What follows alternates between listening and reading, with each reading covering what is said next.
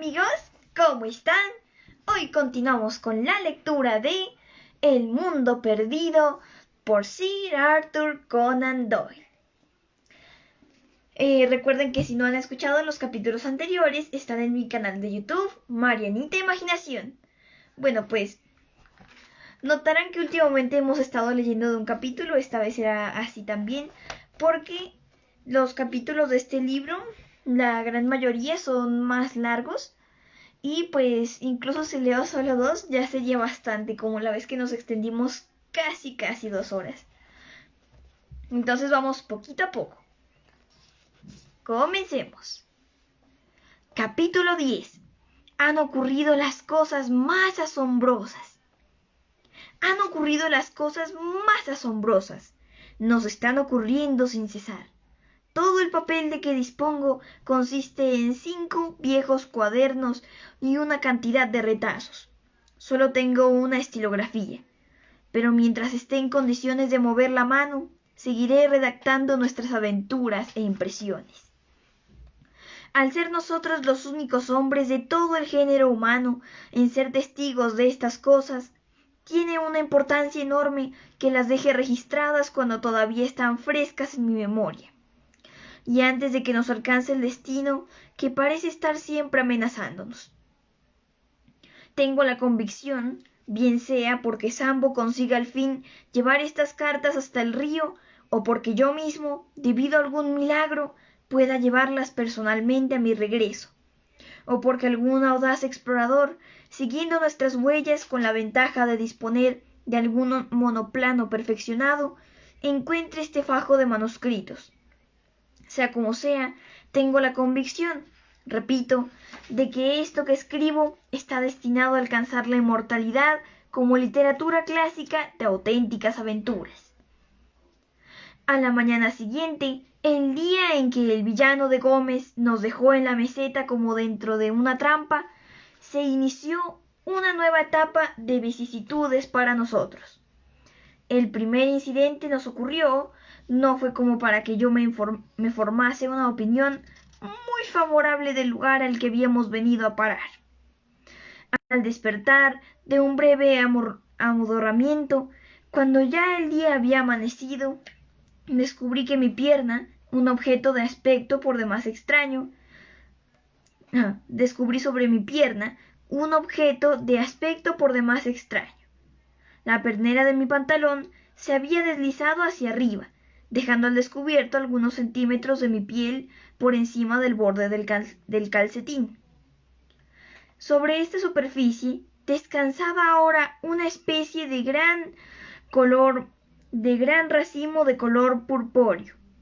Asomando a la vista de aquello, me incliné hacia adelante para quitármelo de encima, y para mi espanto, aquella cosa estalló sobre mi pulgar y mi dedo índice, salpicando en todas direcciones. El grito de horror que se me escapó, atrajo a mi lado a los 2 profesores. ¡Interesantísimo!, dijo Summerlee inclinándose sobre mi espinilla. Una garrapata colosal, que según creo no ha sido clasificada hasta ahora. He aquí el primer fruto de nuestros trabajos, dijo Challenger muy satisfecho y pedante. Lo menos que podemos hacer es llamarla Ixodes Malone. La pequeñísima incomodidad de que La pequeñísima incomodidad de que le haya picado, estoy seguro, joven amigo, quedará sobradamente compensada por la gloria de que su apellido quede inscrito en el inmortal registro de la zoología. Por desgracia, ha reventado usted este ejemplar tan hermoso en el momento de su saciedad. ¡Oh, Dios, tenebroso animalucho!, exclamé yo. El profesor Challenger enarcó sus tupidas cejas en señal de protesta y apoyó en mi espalda su manaza acariciadora. Es preciso que cultive usted la visualidad científica y la serena inteligencia del hombre de ciencia. Para una persona de temperamento filosófico como yo, La garrapata con su pro- probós- probóscide parecida a una lanceta y su estómago dilatable es una obra maestra de la naturaleza, tan bella como el pavo real e incluso como la aurora boreal. Me duele oírle expresarse de ese modo tan despectivo. No cabe duda de que si nos ponemos a ello conseguiremos algún otro ejemplar. Sobre ese punto no me cabe la menor duda, dijo Summerlee con expresión huraña, porque acabo de ver otra que se metía por el interior del cuello de su camisa. Challenger pegó un bote y empezó a bramar como un toro, despojándose frenéticamente de su chaqueta y de su camisa. Summerlee y yo nos sentimos acometidos de tal acceso de risa que casi no pudimos ayudarla a quitarse las prendas. Por último dejamos al descubierto aquel torso monstruoso, 137 centímetros, medidas con la cinta de un sastre. Todo su cuerpo estaba cubierto de pelo negro, y de entre esa maraña sacamos la garrapata excursionista antes de que le mordiese. Pero los arbustos que había a nuestro alrededor hormigueaban de animaluchos tenebrosos, y era evidente que teníamos que levantar nuestro campamento. Sin embargo, necesitábamos tomar antes nuestras disposiciones con aquel fiel negro, que se presentó poco después en la emplanada del pináculo, llevando una cantidad de latas de cacao y de galleta que nos tiró por encima del abismo. Le ordenamos que, de las reservas alimenticias que quedaban en el campamento, conservase él todo lo que necesitaba para vivir 2 meses. El resto debía dárselo a los indios como recompensa por sus servicios, y en pago por llevar nuestras cartas hasta el Amazonas. Unas horas más tarde pudimos verlos avanzar por la llanura en fila india, cada uno con un fardo sobre la cabeza, desandando el camino que habíamos hecho al venir. Sambo ocupó nuestra pequeña tienda al pie del pináculo rocoso, y allí permaneció como único eslabón que nos unía con el mundo de allá abajo. Teníamos ahora que decidir lo que íbamos a hacer de inmediato. Levantamos nuestro estacionamiento de entre los arbustos poblados de garrapatas y nos dirigimos a un pequeño calvero rodeado por todas partes de un apretado círculo de árboles. Había en él algunos pedazos de roca plana en el centro, y muy cerca brotaba un manantial. Allí, pues, nos sentamos para gozar de la comodidad y limpieza, mientras trazábamos nuestros primeros proyectos para la exploración del país desconocido. Cantaban los pájaros entre el follaje. Uno de ellos tenía un grito característico, ululante, nuevo para nosotros, pero fuera de estos sonidos no advertíamos señal de vida alguna. Nuestra primera preocupación consistió en redactar una especie de inventario de todas nuestras reservas alimenticias, para hacer un cálculo sobre los elementos con que podíamos contar, entre lo que nosotros mismos habíamos subido y lo que Sambo nos había enviado valiéndose de la cuerda. Nuestros suministros eran bastante abundantes, sobre todo teniendo en cuenta los peligros que pudiéramos encontrarnos.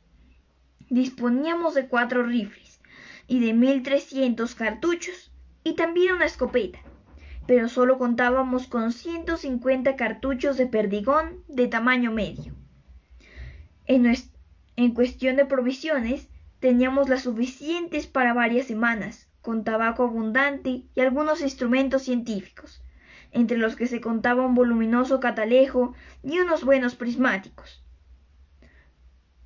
Todas esas cosas las apilamos en el centro del calvero, y como primera precaución cortamos con nuestras hachas y nuestros cuchillos una cantidad de arbustos espinosos, con los que formamos una cerca de unos 15 metros de diámetro alrededor de aquellas. Allí estableceríamos por algún tiempo nuestro cuartel general y nuestro refugio en caso de peligro. al mismo tiempo que el depósito de guardia de nuestras reservas. Yo lo bauticé con el nombre de Fuerte Challenger.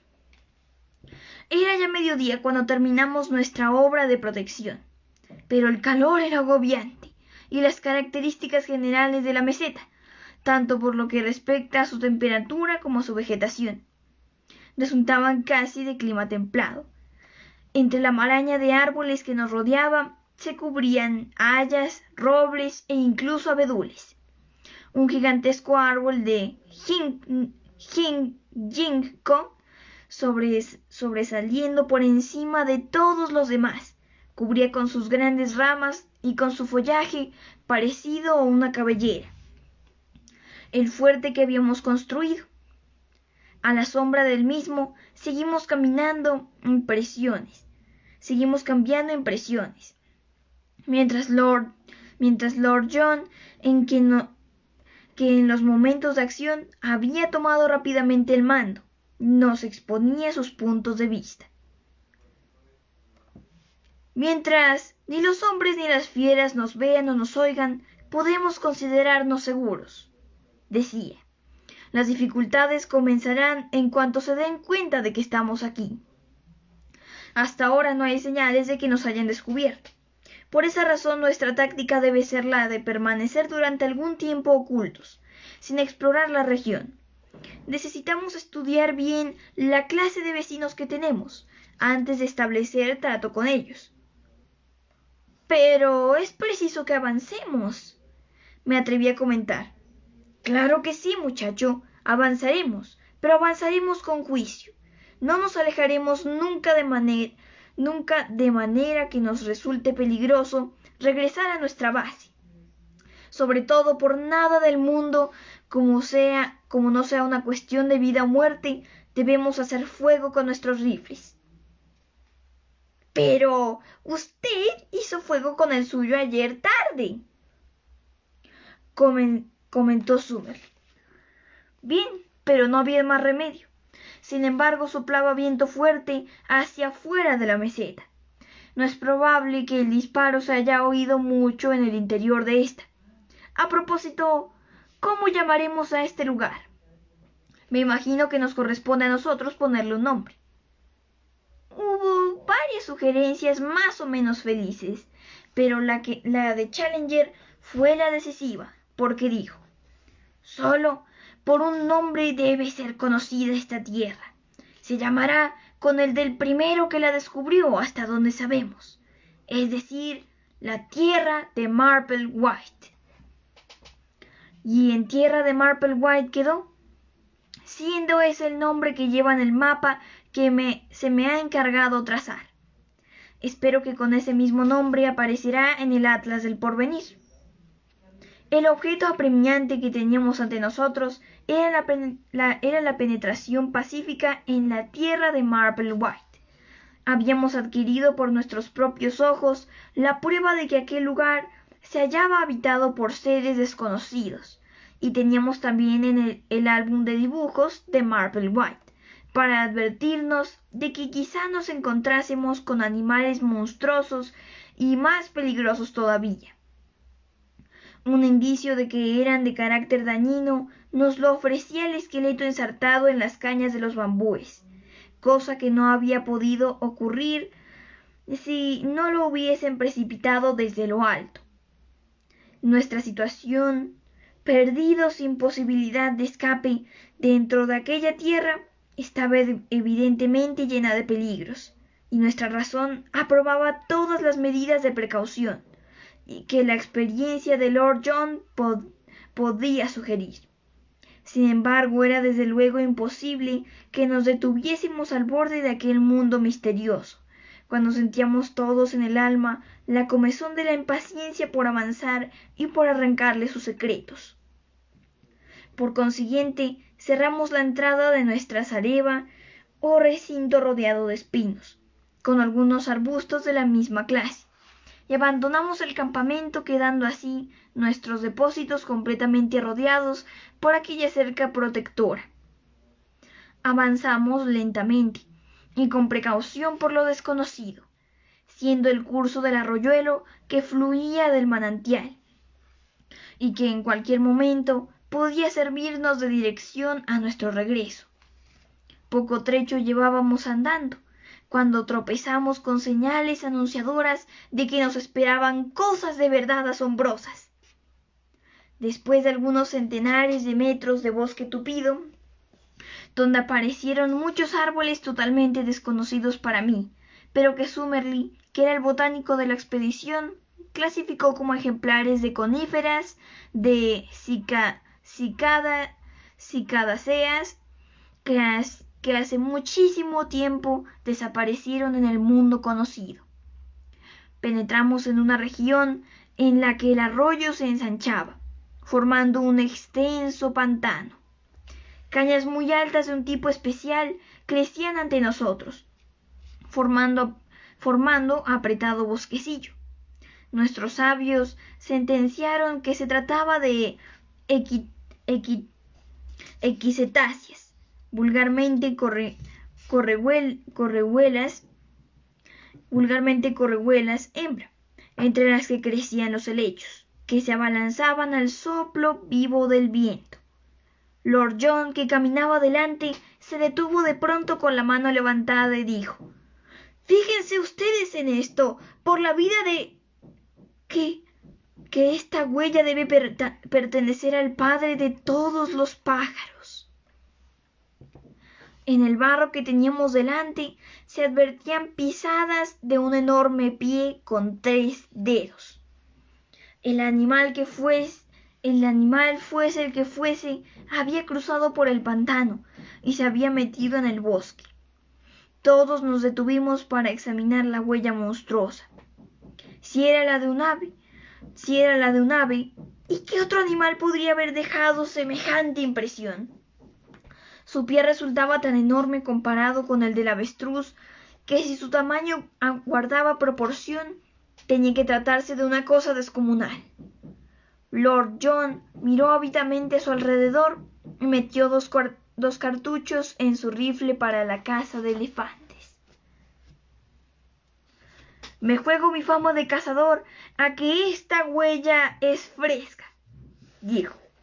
«No hará ni 10 minutos que ha pasado por aquí el animal en cuestión. Fíjense cómo burbujea todavía el agua en aquella pisada más profunda. ¡Por Júpiter! Aquí tenemos la huella de un animal pequeño de la misma clase».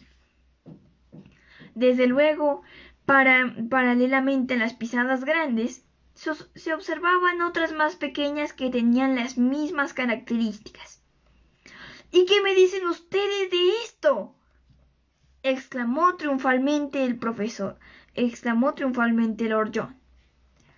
«¿Y eso?», exclamó también el profesor Summerlee, señalando lo que parecía ser la huella de una mano humana, con 5 dedos que aparecía entre las huellas de 3 dedos. «¡Weldon!», exclamó Challenger jubiloso. «Yo las he visto iguales en la arcilla de Weldon. Se trata de un ser que camina erecto sobre sus pies de 3 dedos y que de cuando en cuando apoya en el suelo una de sus garras delanteras de 5 dedos. No se trata de un ave, mi querido Roxton. No se trata de un ave». «¿Una fiera?». «No, es un reptil. El dinosaurio, ningún otro animal habría podido dejar huella semejante. Hará 90 años que unas huellas como estas dejaron boquiabierto a un digno doctor de Sussex. Pero ¿cómo podría nadie esperar ver una cosa como esta? ¿Cómo podría esperarse ver en serio algo como esto?». Sus últimas palabras fueron disminuyendo a un cuchicheo, y todos nos quedamos inmóviles de asombro. Habíamos salido del pantano siguiendo las huellas, y habíamos cruzado una cortina de arbustos y de árboles. Al otro lado había un claro de bosque, y en él 5 de los animales más extraordinarios que yo he visto nunca. Su piel era de color pizarroso, con escamas como las de un lagarto. Brillaban allí donde les daba el sol. Los 5 estaban sentados, balanceándose sobre sus colas anchas y potentes, y sus enormes patas traseras de 3 dedos, mientras que sus pequeñas patas delanteras de 5 dedos tiraban hacia abajo de las ramas que estaban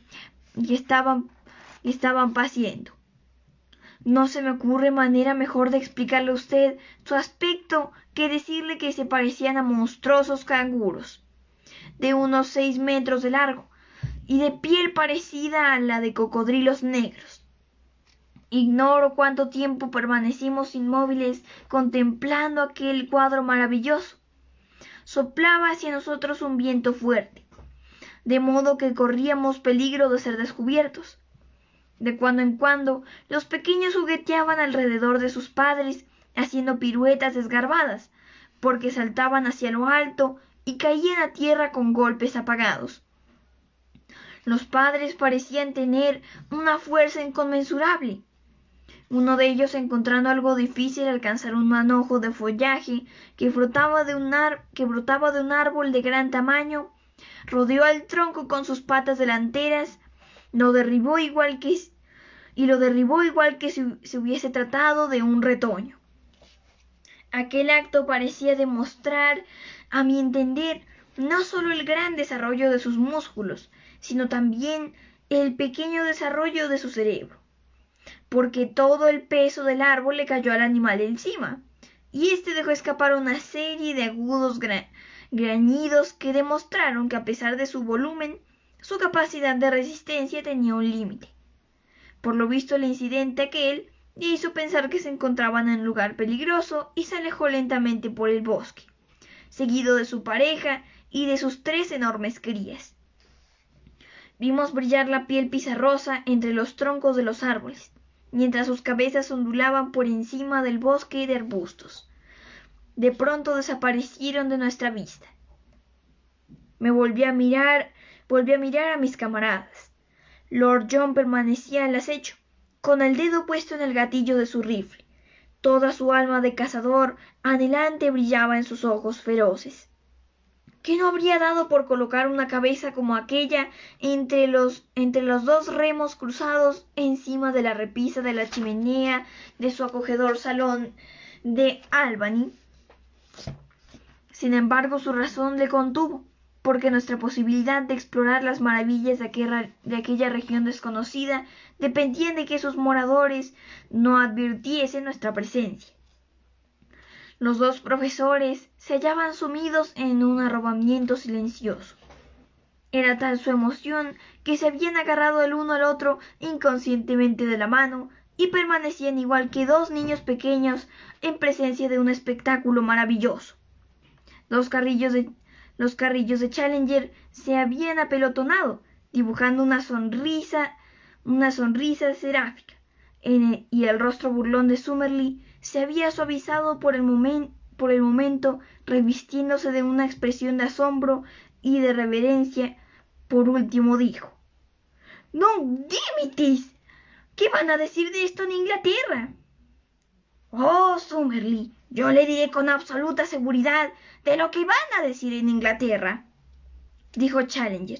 «Dirán que es usted un condenado embustero y un charlatán de la ciencia, o sea, exactamente lo que usted y los demás dijeron de mí».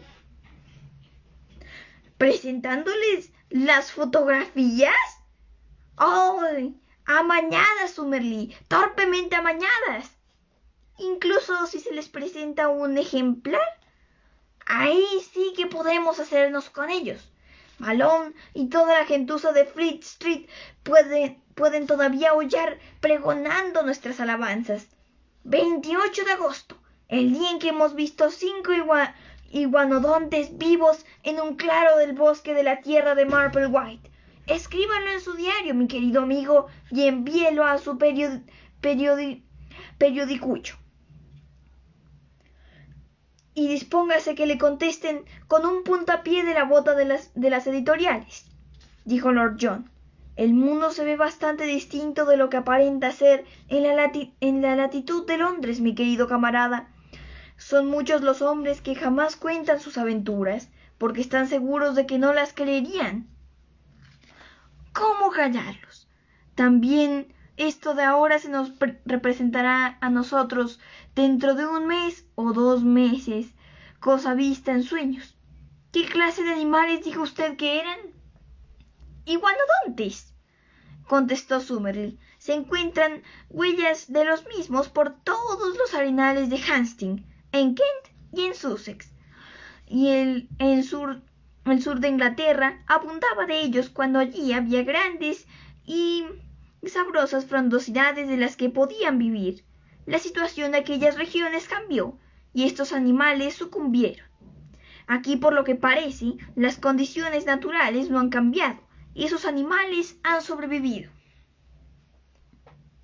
Si llegamos a salir de aquí con vida, no me marcho sin la cabeza de uno de ellos, dijo Lord John. Válgame Dios, ¿y cómo se les iba a alargar la cara con algunos de mis compañeros de Somalia y de Uganda? Yo no sé lo que ustedes pensarán, compañeros, pero yo tengo la impresión de que nos encontramos sobre una capa de hielo muy fina. También yo experimentaba idéntica sensación de misterio y de peligros a nuestro alrededor. Parecía que en la umbría de los árboles se ocultaba una amenaza continua, y cuando mirábamos sus frondosidades y las sombras proyectadas por ellos se infiltraban en nuestros corazones unos confusos terrores. Es cierto que aquellos monstruosos animales que habíamos visto eran seres de aspecto pesado, torpón e inofensivo, que no era probable que causasen daño a nadie. Pero en semejante mundo de maravillas bien podríamos encontrarnos con animales supervivientes de clases muy distintas, con fieras acometedoras dispuestas a abalanzarse sobre nosotros desde sus cubiles ocultos en las rocas o entre la maleza. Poco era lo que yo sabía de la vida prehistórica, pero recordaba perfectamente lo que leí en un libro en que se hablaba de animales que vivían matando leones y tigres, lo mismo que un gato mata ratoncillos.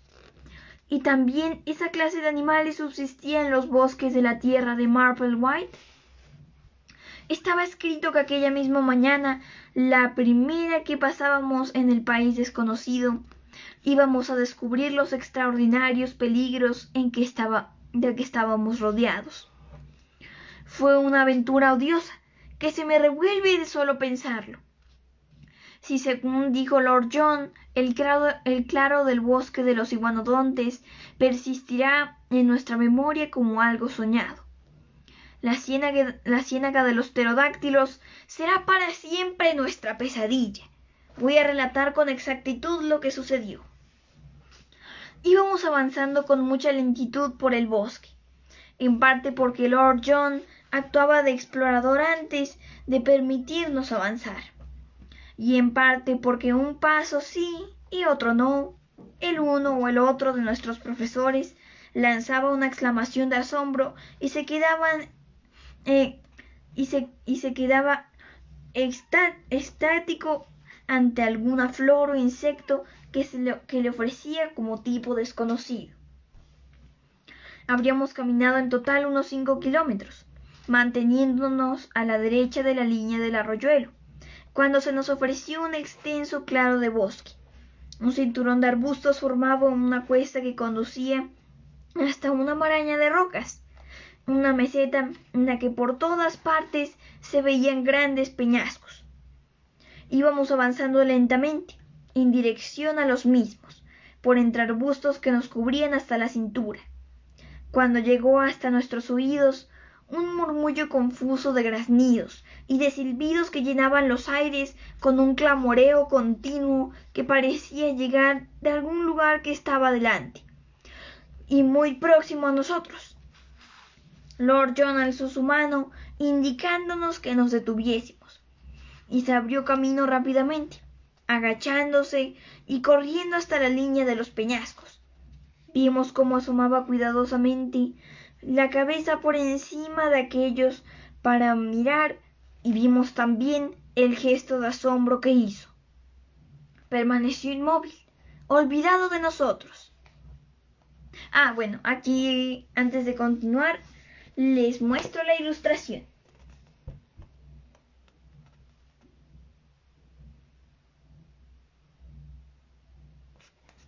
Y aquí... mira, así se veían los dinosaurios que vieron.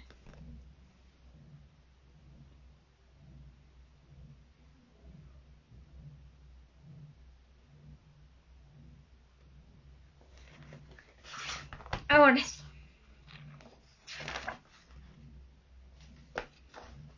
Permaneció inmóvil, olvidado de nosotros y completamente absorto en el espectáculo que tenía delante.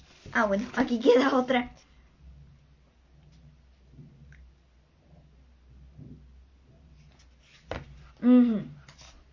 Por último, nos hizo señas con la mano de que nos acercásemos, pero la mantuvo en alto, indicándonos que lo hiciéramos con precaución. Todo su porte me produjo la sensación de que íbamos a ver algún espectáculo asombroso, pero de mucho peligro. Llegamos arrastrándonos hasta su lado, mirando por encima de las rocas. Se nos ofreció delante una especie de pozo, que quizá en tiempos antiguos había sido uno de los pequeños respiraderos volcánicos de aquella meseta. Tenía la forma de un tazón, y en el fondo, varios centenares de metros del lugar en que nos encontrábamos, se veían grandes charcos de agua estancada y de espuma verdosa, con una franja de juncales. El sitio mismo era ya por demás sorprendente, pero sus moradores lo hacían parecer como un escenario de los 7 círculos de Dante. Aquel lugar era un criadero de pterodáctilos. Reunidos ante nuestra vista, había centenares de ellos. Todo el espacio firme del fondo del tazón, alrededor de las aguas, hormigueaba de esos pajarracos jóvenes y de repugnantes madres que estaban empollando sus huevos de color amarillo y de aspecto corrioso. El sorprendente y desagradable clamoreo que llenaba los aires, el olor mefítico horrible, rancio que nos daba náuseas, procedía de aquella masa de repugnantes reptiles que se arrastraba y aleteaba. Pero en lo alto, encaramado cada cual en su propia piedra, altos grises malicientos, con más semejanza a ejemplares muertos y disecados que a seres llenos de vida, permanecían los machos, completamente inmóviles, excepto cuando hacían girar sus ojos encarnados o cuando tiraban un bocado con sus picos que parecían ratoneras, de alguna libélula que cruzaba por delante de ellos. Tenían cerradas sus alas inmensas y membranosas mediante el doblez de sus antebrazos, de modo que producían la impresión de viejas gigantescas, rebozadas en hediondos mantones de color tela de araña, de los que sobresalían sus cabezas de expresión feroz. Grandes y pequeños, había en aquella hondonada que teníamos delante de nosotros 1 millar de tan hediondos animales. Nuestros profesores habrían permanecido muy a gusto todo el día en aquel lugar. Tan arrobados se sentían ante la ocasión de estudiar la vida de una época prehistórica, que señalaban con el dedo la cantidad de peces y pájaros muertos que se veían entre los peñascos como una prueba de la índole del alimento de aquellos animales. Les oí felicitarse mutuamente por haber podido poner en claro la razón de que se encontrasen en tanta cantidad de huesos de aquel dragón volador dentro de determinadas zonas bien definidas, como por ejemplo el Cambridge, Greensand, pues ahora veían que se trataban de animales que llevaban vida gregaria, al estilo de los pingüinos. Sin embargo, llegó un momento en que Challenger se empeñó en demostrar alguna afirmación que Summerlee había puesto en tela de juicio, y sacó la cabeza violentamente por encima de la roca. Aquello estuvo a punto de costarnos la vida a todos. El macho más próximo dejó escapar en el acto un grito agudo y silbiante, y aleteó con sus 6 metros de envergadura de alas, remontándose por los aires. Las hembras y las crías se apelotonaron junto al agua, en tanto que todo el círculo de centinelas se remontaba uno tras otro por los aires, tomando altura. Era un espectáculo maravilloso el ver a un centenar, poco menos de aquellos animales de enorme tamaño y aspecto repugnante, volando como golondrinas por encima de nosotros con aleteos rápidos y cortantes. Pero pronto comprobamos que no era un espectáculo que uno pudiese contemplar tranquilamente. Los grandes pajarracos volaron al principio, trazando un inmenso círculo como si quisieran comprobar hasta dónde alcanzaba el peligro. Más bajos y en un círculo más estrecho, que sentimos sus silbidos una y otra vez en torno a nosotros. El aleteo seco y rechinante de las alas inmensas de color pizarroso hacía vibrar el aire con un ruido tan fuerte, y me acordé del aeródromo de Hendon en un día de carreras de vuelos. Corrían hacia el bosque. ¡Corran hacia el bosque y no se aparten unos de otros!, gritó Lord John blandiendo el rifle como una masa. Estos animales traen malas intenciones. En el momento en que tratábamos de retirarnos, el círculo de pajarracos se cerró a nuestro alrededor, hasta el punto de que las extremidades de las alas de los que estaban más próximos rozaron casi nuestros rostros. Los golpeamos con las culatas de nuestros rifles, pero no encontrábamos nada sólido o vulnerable que dañar. Y de pronto surgió de entre el círculo silbiante y pizarroso un largo cuello. Un pico feroz dirigió una arremetida contra nosotros. Le siguieron otro y otro más. Summerlee lanzó un grito y se llevó la mano a la cara, de la que le manaba sangre en abundancia. Yo sentí un aguijonazo en la parte posterior del cuello, quedando como atontado del golpe. Challenger cayó, y en el momento en que me agaché para ayudarle a levantarse, recibí otro golpe y caí encima del profesor. En ese mismo instante oí el estampido del rifle de Lord John, y al mirar hacia arriba descubrí a uno de los pajarracos que forcejeaba en el suelo con un ala rota, escupiendo y gorgoteando hacia nosotros con el pico abierto y los ojos inyectados en sangre y abultados, igual que un demonio de alguna pintura medieval. Sus compañeros habían remontado el vuelo al escuchar el estampido y trazaban círculos por encima de nuestras cabezas. ¡Ahora! ¡Corramos si queremos salvar la vida! Corrimos tropezando por entre el bosque abajo, y en el momento mismo que íbamos a llegar a los árboles, volvieron a lanzarse sobre nosotros aquellas arpías. Summerlee rodó por el suelo, pero le levantamos y nos precipitamos entre los troncos de los árboles. Una vez allí, estábamos a salvo, porque aquellas alas inmensas no podían moverse por debajo de las ramas debido a la falta de espacio. Cuando regresábamos hacia nuestro refugio, derrengados, maltratados y abatidos, vimos que los pájaros siguieron volando durante largo rato a gran altura, proyectándose sobre el profundo azul del cielo por encima de nuestras cabezas, cerniéndose en círculos hasta presentar el tamaño de palomas torcaces, pero siguiendo sin duda con sus ojos nuestra marcha. Sin embargo, llegamos por fin a la parte más espesa del bosque, y ellos renunciaron a la persecución, desapareciendo de nuestra vista. Ha sido una prueba interesante y convincente, dijo Challenger cuando nos deteníamos junto al arroyo y él se lavaba una rodilla hinchada. Summerlee, hemos podido conseguir una magnífica información sobre la táctica de un pterodáctilo furioso. Summerlee se estaba enjugando la sangre que le brotaba de un corte sufrido en la frente, y yo trataba entre tanto de restañar una fea puñalada en el músculo del cuello. Lord John había resultado con un desgarrón en el hombro de su chaqueta, pero los dientes del pajarraco solo habían destrozado la carne. Es digno de notarse, prosiguió Challenger, que nuestro joven amigo ha recibido una puñalada indiscutible, mientras que la chaqueta de Lord John solo ha podido resultar desgarrada de ese modo por un mordisco.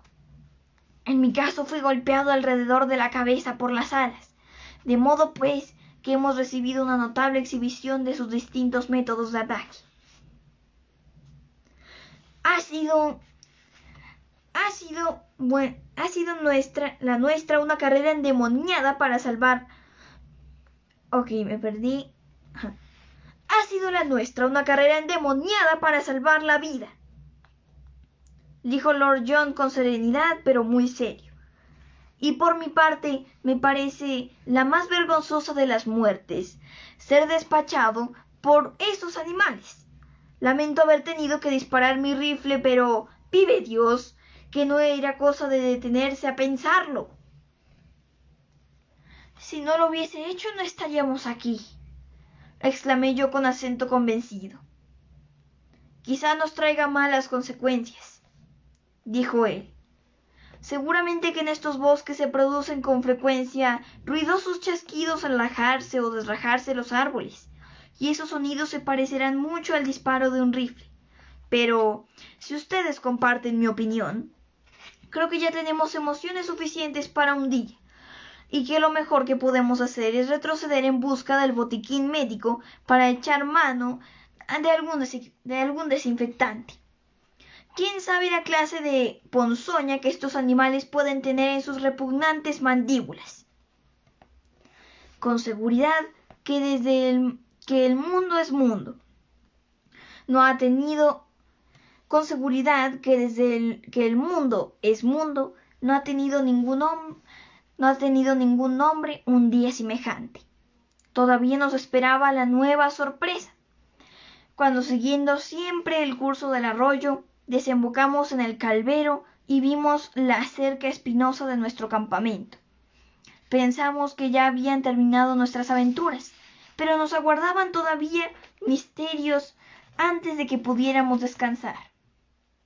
La puerta de entrada al fuerte Challenger estaba intacta.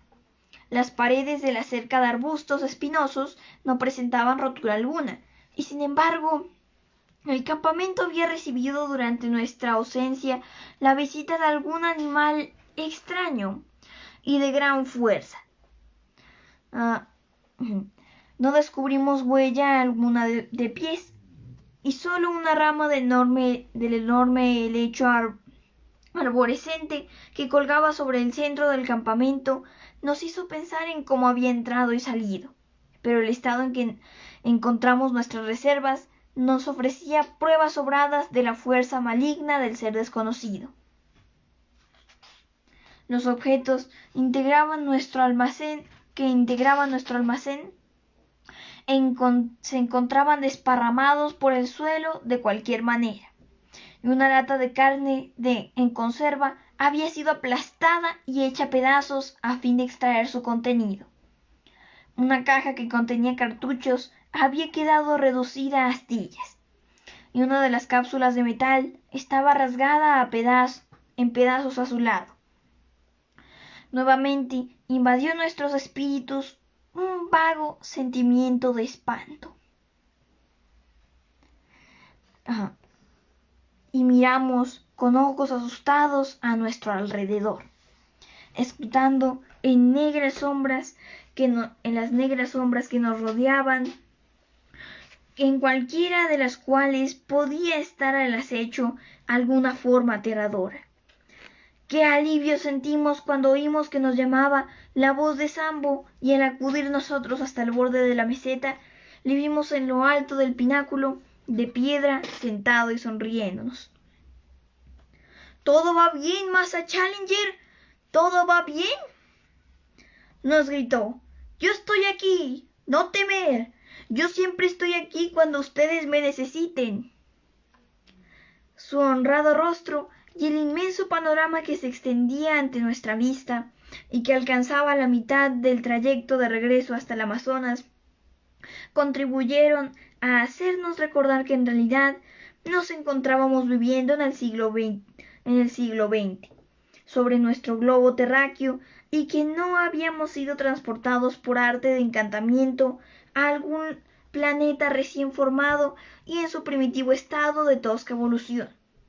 Cuán difícil resultaba darse cuenta de que la línea violeta que se dibujaba sobre el lejanísimo horizonte y no debía de caer muy lejos del gran río por el que navegaban grandes barcos a vapor en los que la gente se ocupaba de los problemas menudos de la vida, en tanto que nosotros, abandonados entre seres de edades pretéritas, quedábamos reducidos a dirigir nuestras miradas hacia allí y a suspirar por todo cuanto aquel mundo del que estábamos aislados significaba.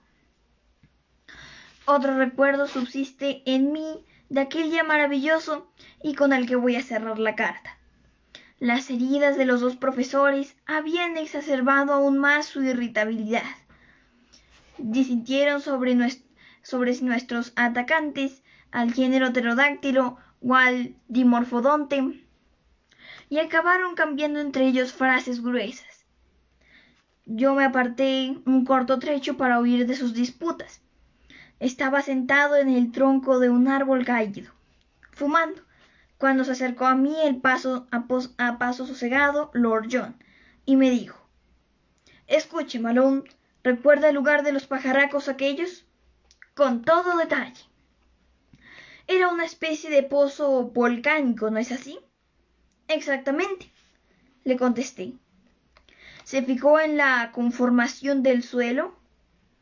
«Rocas, pero alrededor del agua, donde crecía el cañaveral, era una tierra azulina que parecía arcilla». «Así es, era como un embudo volcánico relleno de arcilla azul». «¿Y qué significa eso?», le pregunté. «Oh, nada, nada», me contestó, y retrocedió, paseando hasta el lugar en que las voces de los dos discutidores formaban un prolongado dúo, en el que la nota aguda y estridente de Summerlee se enlazaba con la nota sonora de bajo del profesor Challenger.